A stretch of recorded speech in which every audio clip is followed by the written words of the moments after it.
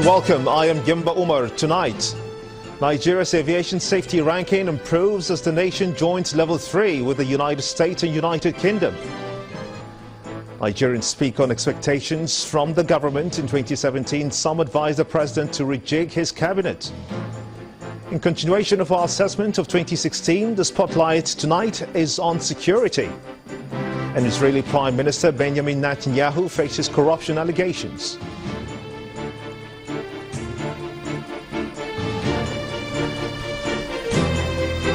And on business news tonight, frontline Nigerian economist Bismarck Ruwani supports federal government's forecast of recovery in the country's economy in 2017.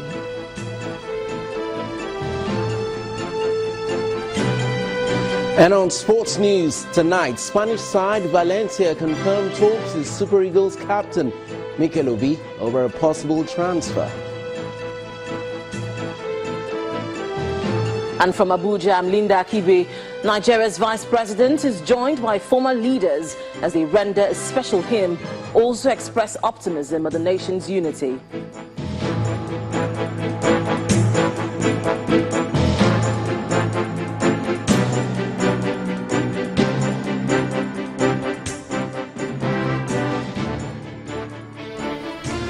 We'll begin tonight from Nigeria's aviation sector, which has recorded significant gains to usher in the new year with the upgrade of the country's safety ratings to level 3. This places Nigeria on the same pedestal with the United States of America and the United Kingdom. The Nigerian Civil Aviation Authority explains this categorization is dependent on the International Civil Aviation Organization, which tracks the SSP implementation process of member states. An SSP is an integrated set of regulations and activities aimed at improving aviation safety.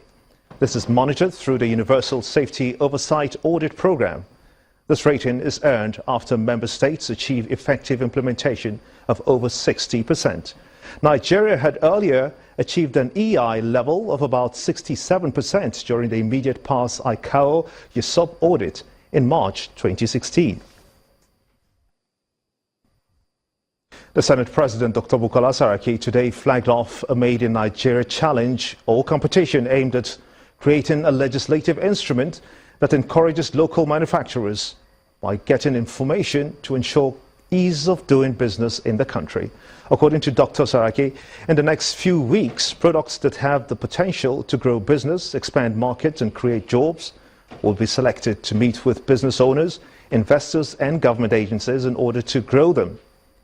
By March 2017, the Senate President says that some of the finalists in the challenge will be invited to a Made in Nigeria roundtable at the Senate.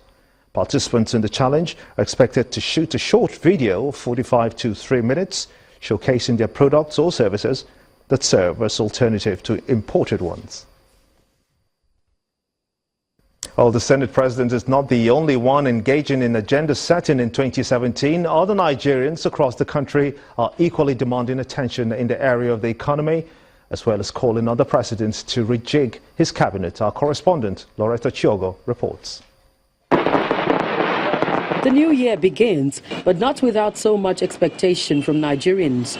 The country, with about 190 million people, is facing an economic downturn, and the federal government insists it's due to endemic corruption in the country. From the north and in Jos, Plateau State, the Archbishop of Anglican Diocese, the Most Reverend Benjamin Kwashi, wants President Muhammadu Buhari to rejig his cabinet and appoint seasoned economists and technocrats to change the economic woes of the country. What President Buhari needs is not politicians who are always looking for a political job. What he needs are godly men and women who understand the times and seasons, who can see ahead. And if he picks that advice, he should discern and get economic, intelligent, passionate people who are passionate for Nigeria. For the former governor of Cross River State, Donald Duke, attention should focus more on reviving the tourism sector, as its multiplier effect will cut across other sectors of the economy.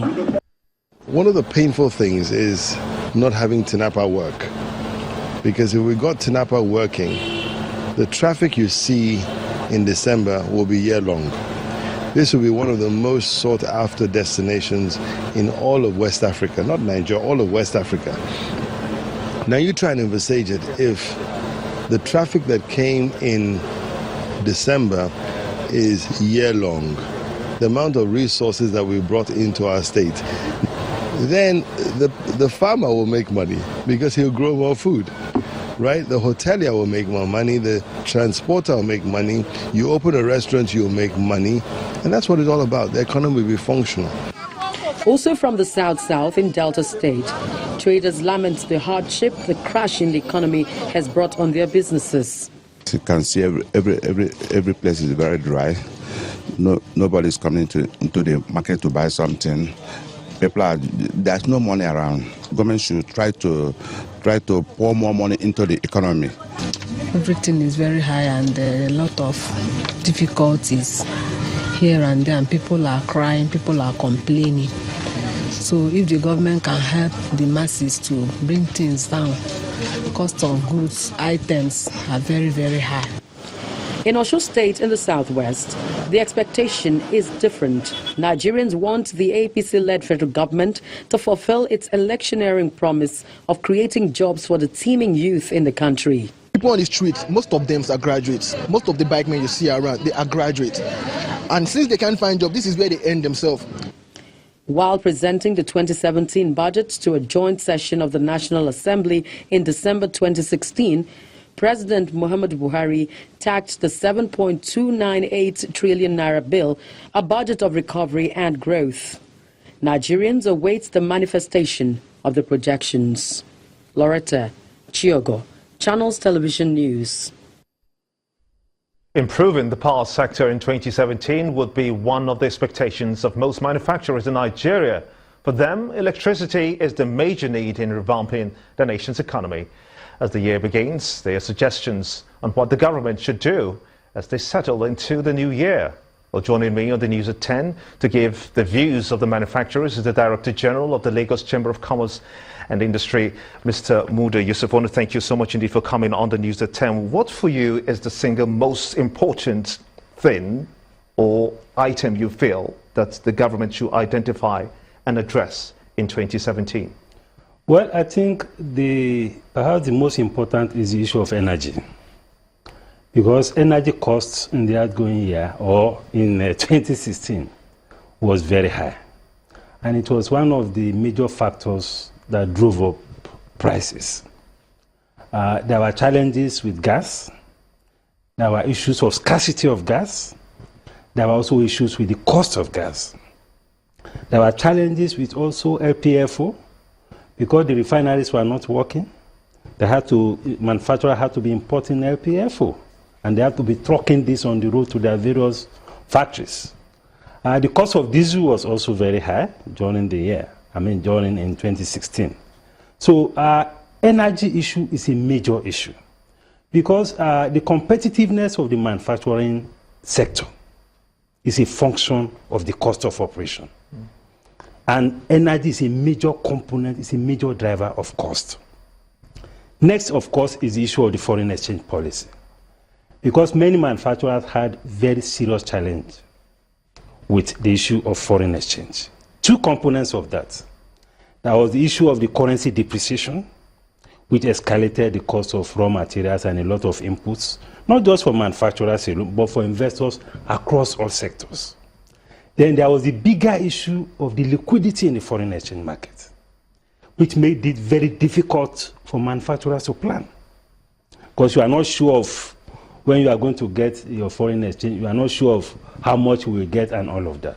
So all this created a major confidence problem for a lot of investors.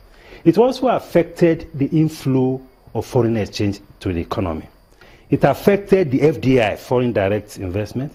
It affected foreign portfolio investment. It affected even the exporters.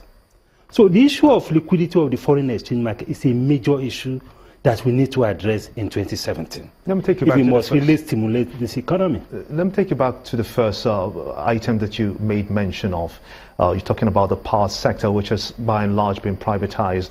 What aspects of the regulation and monitoring of that power sector do you think that the government should concentrate and improve on the most? You see, power is part of energy. There is power, there is gas, there is all these other components of which, all of which impact on industry. Concerning power, you know, power has been privatized.